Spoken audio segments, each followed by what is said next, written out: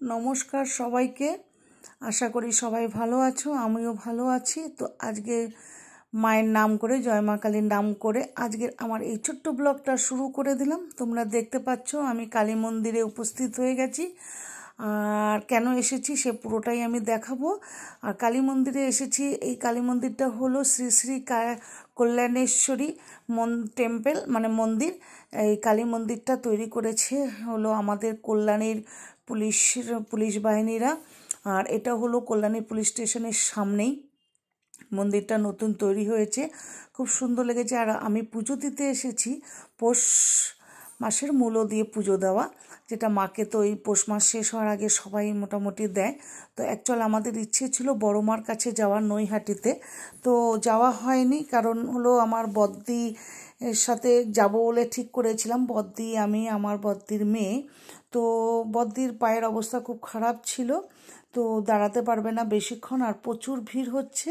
তো সেই জন্য ও বললো যে আমি তো পারবো না অতক্ষণ দাঁড়াতে, তো অন্য এক কাজ কর, এখানে কল্যাণীতে মন্দির ওপেন হয়েছে, খুব ভালো মন্দির, মানে খুব সুন্দর তৈরি করেছে, আর বেশ ফাঁকাও আছে, পুজোটা দিতেও ভালো হবে, সুবিধা হবে। তো বললাম ঠিক আছে, মার কাছে যে কোনো মন্দিরে গিয়ে মায়ের কাছে পুজো দিলেই হলো, মা তো সবই একই।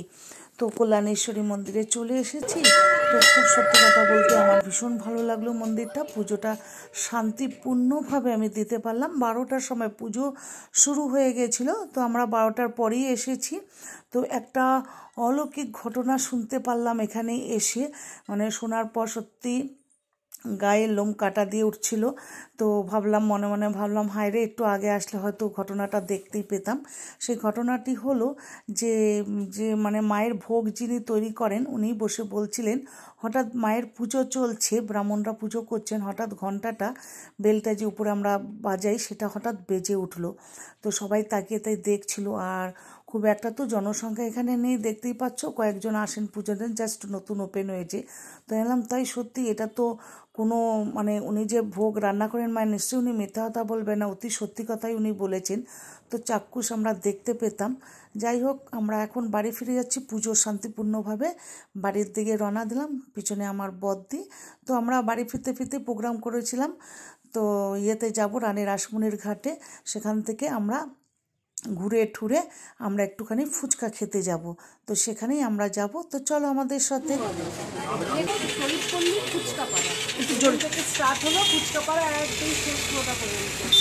কটা দেয়? 10 টাকায় 12টা দিত, এখন 10 টাকায় 10টা দিচ্ছে। তবু জিজ্ঞাসা করবো, রিকোয়েস্ট করলে দেয়। আর এখানে একটা বিশেষত্ব হলো, সবার বাড়ি বাড়িতে ফুচকা বাড়ি তৈরি হচ্ছে আর বিক্রি হচ্ছে। এটা হলো ফুচকা পাড়া, তাই তো? আর হেঁটে রাস্তা দিয়ে দেখাতে দেখাতে যাবি, যখন গাড়ি চলবে তখন দেখাবি দু সাইডে ফুচকা, মানে এটা ফুচকা পাড়া বলে। প্রত্যেকের বাড়িতে ফুচকা তৈরি হয়। আমরা এখন লাইনে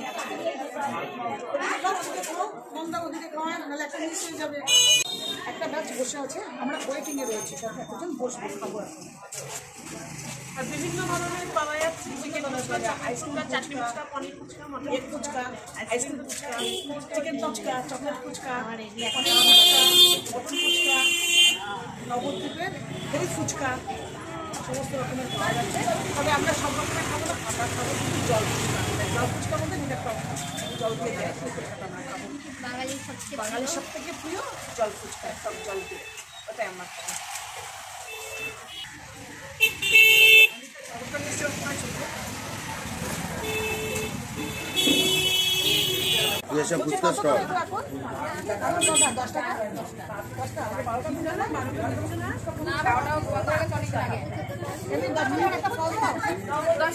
কোনো ফাউ নেই, আর ফাউ নেই না, যেটা দিই না সেটা বলবো না।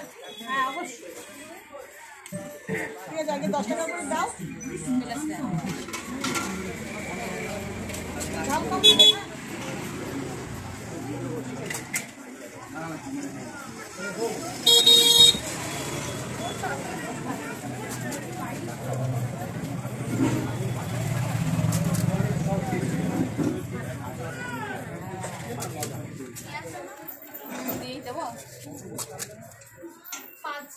এখানে দই ফুচকা হবে, বড় কিছু বন্ধ করতে ভেঙে যাচ্ছে, খেতে পারো।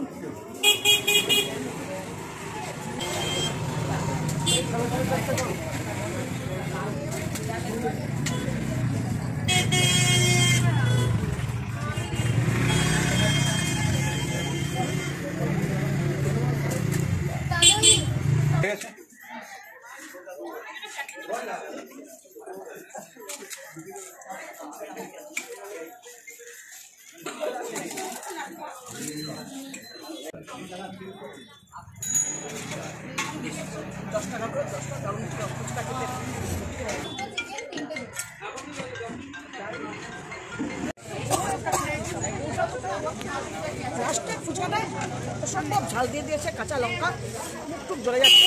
না, আবার অন্য একটা জায়গা থেকে ফুচকা খাবো। আমি একদম ঝাল খেতে পারি না, তার জন্য ভীষণ ঝাল ছাড়া খাবো অন্য জায়গা থেকে। ভীষণ ঝাল দিয়ে দিয়েছে। গাড়িটা এখানে মোটামুটি আটটা ভালো খেয়েছি, লাস্টেটা পুরো আপসেট করে দিয়েছে। ঝালা ছিল আপসেট করে দিয়েছিল। চলো অন্য দোকানে আবার ট্রাই করবো, সব দোকানে ট্রাই করবো। এটা হলো পুরো পাড়া ফুচকা, দেখো সবার ঘরে ঘরে তৈরি হয়। হ্যাঁ, গাড়ির আওয়াজ খুব শোনাচ্ছে।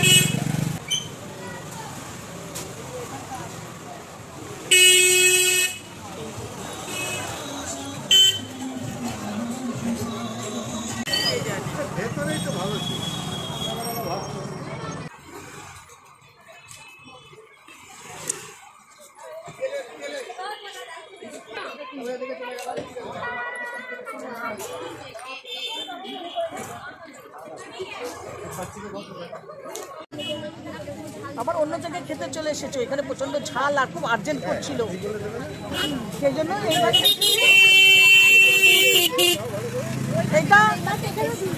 এখানেও খুব ভিড়, বাট ও পরিচিত, ওই জন্য এখানে এসেছি। এখানে খেয়ে দেখি কেমন লাগে।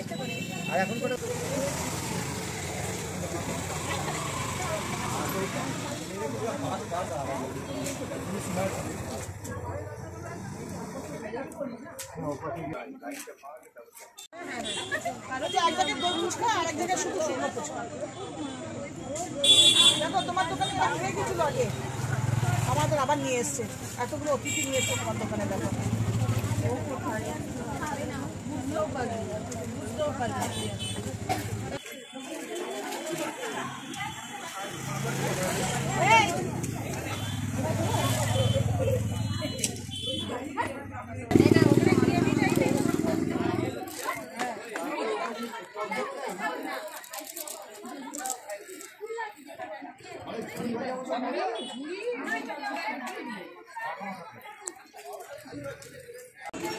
আমারটা বলতে কদম দেবে না?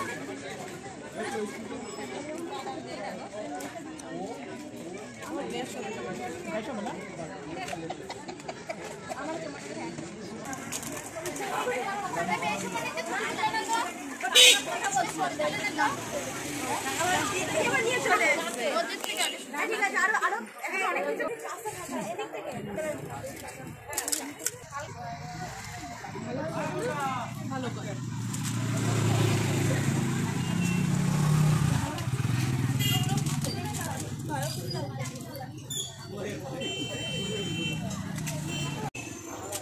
জল দিয়ে দেন, মুখে দেন। যা পুজো থেকে দই পেটে যাচ্ছে।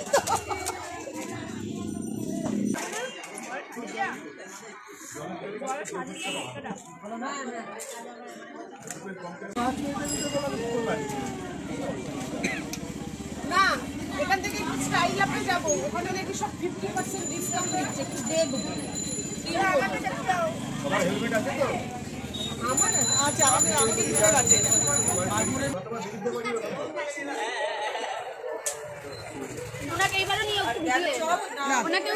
নিচে অনেকক্ষণ নেওয়া না না, এতগুলো খাবো না।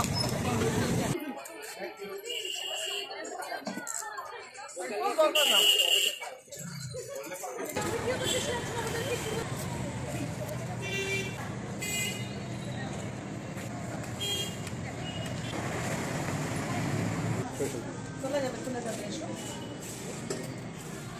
অনেক চিত্রতে রয়েছে, না আমার দরকার। হ্যাঁ, এটা ওয়েস্টার্ন আছে, আর ইথিলিক ফার্স্ট ফ্লোরে আছে, টুরিস্ট ফার্স্ট ফ্লোরে, মেন সেকেন্ড ফ্লোরে। হ্যাঁ, আমার দরকার নেই সেকেন্ড ফ্লোর। হ্যাঁ, যাইছে এরা দেখি কি নেয়। তো তো টোটালি আমাদের ফুচকা খাওয়ার প্রোগ্রামটা দেখতে পেলে, সেই গ্রামটাও দেখালাম, ফুচকা পাড়াটাও, সমস্ত কিছু।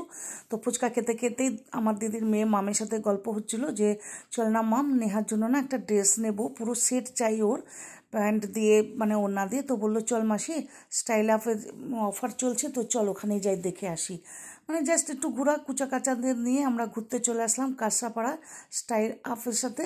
তো সেখানেই আমরা দেখছি কিছু জামা কাপড়, তো নিয়ে এখান থেকে ডাইরেক্ট চলে যাব আমার মেজদির বাড়ি। মেজদি তো ওখানে আমাদের সাথে জয়েন হয়েছিল, জামাইবাবু মেজদি। তো ওরা বললো চল এত দূর এসছিস যখন আমাদের বাড়ির থেকে, তো বিকালবেলা একটু কফি টফি খেয়েই বেরোবি।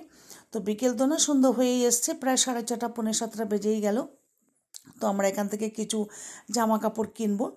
কুচু কাচারাও দেখছে কি নেবে না নেবে জানি না। তো আমি আমার মেয়ের জন্য একটা ড্রেস নেওয়া হয়ে গেছে।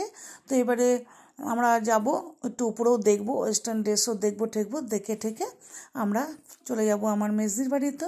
তো চলো, আজকের ভিডিও ভালো লাগলে বন্ধুরা অবশ্যই আমাকে একটা লাইক, কমেন্ট আর একটা সাবস্ক্রাইব করবে। এসব করতে কিন্তু প্লিজ একদম ভুলো না। আর স্কিপ করে কেউ দেখো না, তাহলে ফুচকা খাওয়ার প্রোগ্রামটা টোটালি মিস করে ফেলবে। তো চলো, আজকের ব্লগ আমি আজকের এই সন্ধ্যে শেষ করলাম। তো আবার কালকে চলে আসব আমি তোমাদের সামনে আমার একটা ছোট্ট ব্লগ নিয়ে। তো তোমরা সবাই সুস্থ থেকো, ভালো থেকো। চলো, টাটা।